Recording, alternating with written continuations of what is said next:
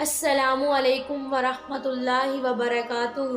امید کرتی ہوں آپ سب خیریت سے ہوں گے۔ اللہ تعالیٰ کا فضل و کرم ہو آپ سب پر۔ جب نبی کریم صلی اللہ علیہ وآلہ وسلم کا وصال کا وقت قریب آیا تو نبی کریم صلی اللہ علیہ وآلہ وسلم نے سب کو رخصت فرما دیا۔ حضرت جبرائیل علیہ السلام نے عرض کیا، یا رسول اللہ، اسرائیل آپ سے ملنا چاہتے ہیں، اسرائیل آپ سے ملنا چاہتے ہیں۔ تو نبی کریم صلی اللہ علیہ وآلہ وسلم نے فرمایا اس کو اندر لے آؤ۔ تو جب اسرائیل علیہ السلام آئے انہوں نے عرض کیا، السلام علیکم یا رسول اللہ صلی اللہ علیہ وآلہ وسلم، اور عرض کیا کہ اگر آپ کی اجازت ہو تو میں آپ کی جان نکال لوں۔ دیکھیں اتنے بڑے نبی کہ موت کا فرشتہ بھی ان سے آ کے پوچھ رہا ہے کہ اگر آپ کی اجازت ہو تو میں آپ کی جان نکالوں۔ حضرت اسرائیل علیہ السلام نے فرمایا، آج سے پہلے میں نے کسی کو سلام نہیں کیا، آپ کو سلام کر رہا ہوں، اگر اجازت ہو تو میں آپ کی جان نکال لوں۔ تو نبی کریم صلی اللہ علیہ وآلہ وسلم نے فرمایا کہ اگر میں اجازت دوں گا تب میری جان نکالو گے؟ تو حضرت اسرائیل علیہ السلام نے فرمایا، جی بالکل۔ تو حضرت محمد صلی اللہ علیہ وآلہ وسلم جبرائیل کو دیکھنے لگے اور کہنے لگے کہ کیا کرنا چاہیے؟ جبرائیل علیہ السلام نے فرمایا کہ جیسے آپ کو صحیح لگے، لیکن اللہ تعالیٰ آپ کی ملاقات کے شوق میں ہے، یعنی آپ کے ساتھ ملاقات کرنے کے انتظار میں ہے اللہ تعالیٰ۔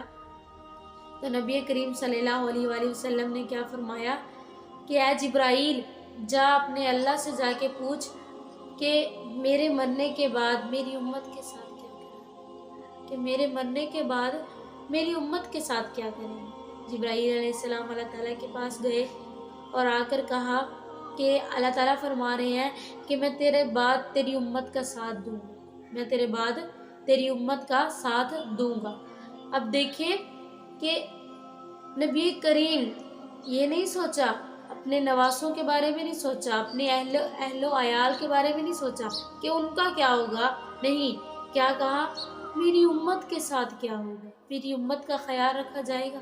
اب دیکھیں کہ آخری وقت ہے، امت کے بارے میں دعا کی جا رہی ہے، تو کیا آپ کو کیا لگتا ہے کہ ہم ان کے احکامات پر پورے اتر رہے ہیں؟ جو احکامات ہمارے نبی پر نازل ہوئے یا جو ہمارے نبی نے ہمیں کہا کرنے کو، کیا ہم وہ کر رہے ہیں؟ کہ نبی، آج آپ سوچیں کہ جتنے بھی انبیاء کرام گزرے ہیں ان کی امتوں پر، ان کی نسلوں پر کیسے کیسے عذاب آئے ہیں، وہ کوئی بھی گناہ کرتے تھے ان پر عذاب آتا تھا، تو کیا لگتا ہے ہم پہ عذاب نہیں آنا چاہیے؟ اب دیکھیں کہ ہم پر اس نبی کی دعاؤں کا اثر ہے کہ انہوں نے اللہ تعالیٰ سے دعا کی کہ میری امت کے ساتھ اچھا سلوک کیجیے گا، تو ہمارا فرض نہیں بنتا کہ ہم بھی اس نبی، جس نبی نے اپنی امت کے لیے دعا کی، اس امت کا فرض نہیں بنتا کہ اپنے نبی کے احکامات پر، ان کی سنتوں پر عمل کیا جائے؟ آج ہمیں اس نبی کی سنتوں پر عمل کرنے میں شرمندگی محسوس ہوتی ہے۔ ذرا سوچیں، قیامت کے دن جب ہم اس نبی کے سامنے پیش ہوں گے جس نبی نے اپنے آخری دن پر بھی اس امت کے لیے دعا مانگی، تو جب ہم ان کے حضور پیش ہوں گے تو ہم ان کو کیا جواب دیں گے کہ ہم نے ان کے احکامات پر عمل نہیں کیا، ان کی سنتوں پر عمل نہیں کیا؟ کتنی شرمناک بات ہوگی نا ہمارے لیے۔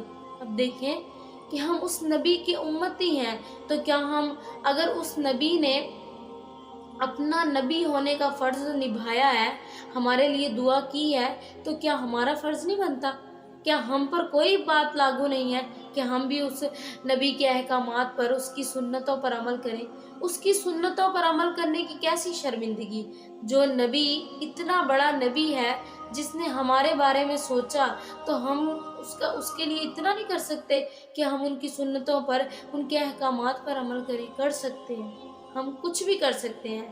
لہٰذا ہمیں چاہیے کہ ہم اللہ تعالیٰ کی فرما بردار بنیں اور اپنے نبی کی سنتوں اور احکامات کو بجا لائیں، تاکہ ہمارا رب اور ہمارا رسول ہم دونوں سے راضی ہو جائے، تاکہ ہمارے نبی کو اللہ کے حضور شرمندگی محسوس نہ ہو کہ جن کے لیے وہ دعا کرتے تھے وہ ان کی چھوٹی چھوٹی باتوں کا خیال نہیں رکھ سکے، وہ ان کی سنتوں کا خیال نہیں رکھ سکے۔ لہٰذا اپنے نبی کے احکامات پر اتریں، ان کے احکامات پر، ان کی ہر ایک بات پر عمل کریں۔ میری اللہ تعالیٰ سے یہی دعا ہے کہ اللہ تعالیٰ ہمیں نبی اور اللہ کے بتائے ہوئے طریقوں کے مطابق زندگی گزارنے کی توفیق عطا فرمائے۔ اللہ تعالیٰ ہمیں حرام اور حلال کی تمیز کرنے کی توفیق عطا فرمائے۔ میری آپ سب سے یہی گزارش ہے کہ میرے چینل کو سبسکرائب اور ویڈیو کو لائک ضرور کر دیجیے گا، تاکہ میری مزید ویڈیوز آپ تک پہنچتی رہیں۔